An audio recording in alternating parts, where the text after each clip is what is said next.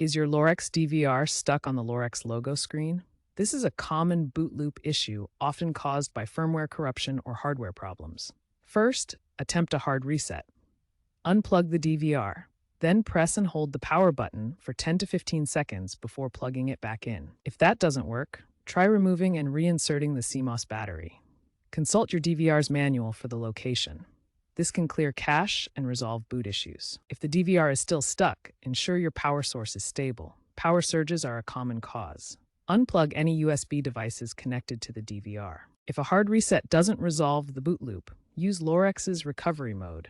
Access it by consulting your user manual, as the steps vary by model. Lorex's v3.4.2 firmware update includes automatic recovery mechanisms, but you may need to manually reinstall the firmware using a USB drive. Download the correct firmware version from Lorex's website to ensure compatibility with your model. To prevent future boot loops, always use a stable internet connection during firmware updates. Install surge protectors to protect against power surges that can cause boot loops. Consider backing up footage regularly, as troubleshooting may require a factory reset. If issues persist, contact Lorex support. Extended warranty coverage may apply.